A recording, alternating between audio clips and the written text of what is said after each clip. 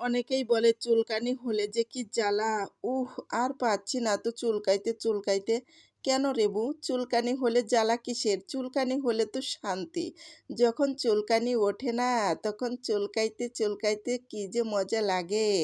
আর চুলকাইতে চুলকাইতে কোনো জায়গা বাদ রাখা যায় না, সব জায়গায় চুলকাইতে ইচ্ছা করে। আসসালামু আলাইকুম, সবাই কেমন আছেন? আনতে বলেছিলাম বাজার থেকে শাকসবজি, বলছিলাম যে আমি শাকসবজি খাবো, এখন থেকে আর আমিষ কোনো খাবার খাবো না, নিরামিষ খাবো। তো আল্লাহ, আনতে বলেছি, নিয়ে আসছে একদম ধরে বেঁধে, আটি বেঁধে ২ রকমের নিয়ে আসছে সবজি। তো এক রকমের সবজি এখন আজকে ভাজি করব কলমির শাক, আর এদিকে আনছে লাল শাক, আর এদিকে লাউ নিয়ে আসছে। লাউর তরকারিটা আসলে ঠান্ডা তরকারি, লাউ তরকারিটা আমি খুবই পছন্দ করি, কিন্তু দুঃখের বিষয় লাউ আর মাছ দিয়ে রান্না করব। যেহেতু হচ্ছে পাঙ্গাস মাছটা আমার ছেলেরা খুবই পছন্দ করে, পাঙ্গাস মাছ দিয়ে রান্না করব আজকে। তা আমি পাঙ্গাস মাছ দিয়ে রান্না যেহেতু করছি, কিন্তু লাউ তরকারিটা আমি খাবো না। আমি যেহেতু কলমির শাক ভাজি করছি, নিরামিষ খাবো। কলমির শাক ভাজি দিয়ে আজকে আমি ভাত খাবো, আর ওদেরকে আমি হচ্ছে লাউ রান্না করে দিচ্ছি। আর আমার ছোট ছেলে আবার দৌড়ে এসে বলতেছে যে আম্মু তুমি কিছু কাঁঠালের বীজ ওর ভিতরে দিয়ে দাও দিনি। আহারে কি মজা, কাঁঠাল খেয়েছে আবার সে বীজও খাওয়ার জন্য পাগল হয়ে যাচ্ছে।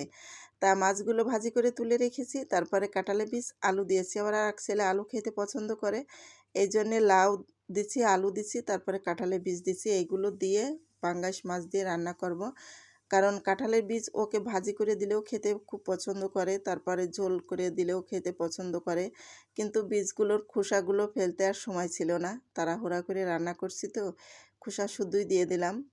আর ও তখন খেয়ে নেয়, মানে তেমন একটা কিছু বলে না, এই জন্যই দিয়ে দিছি। আর লাউ তরকারিটা ঠান্ডা, কিন্তু সবাই পছন্দ করে কম বেশি। তো ওই যে বলছিলাম না, যে চুলকানির যে কি যন্ত্রণা, আসলে সত্য কথা, চুলকানির একটা যন্ত্রণাই থাকে। যতই বলি যে শান্তি, কোনো শান্তি না। যার মানে শরীরে অ্যালার্জি আছে, সে তার বরাতে কিন্তু সব রকমের খাবার কিন্তু হয় না, সে খেতেও পারে না। কারণ এই জিনিসটা যার শরীরের ভিতরে আছে, সে খুব যন্ত্রণার মধ্যেই থাকে। এ যন্ত্রণা সহ্য করা যায় না, যার আছে শরীরে সেই বোঝে, তাছাড়া আর অন্য কেউ বুঝতে পারে না। তা যাই হোক, যতই অ্যালার্জি থাক আর যাই থাক না কেন, চুলকানি হোক, তা খাবার দাবার যদি একটু সুন্দর মানে পরিপাটি করে খাওয়া যায়, দেখা যাচ্ছে দুধ, ডিম, মাছ, মাংস এগুলো যদি আপনি না খান, তাহলে কিন্তু অ্যালার্জি থেকে আপনি রক্ষা পেতে পারেন। মজার মজার খাবার রানবেন আর খাবেন, তাহলে তো অবশ্যই আপনার চুলকানি উঠবে, তাই না?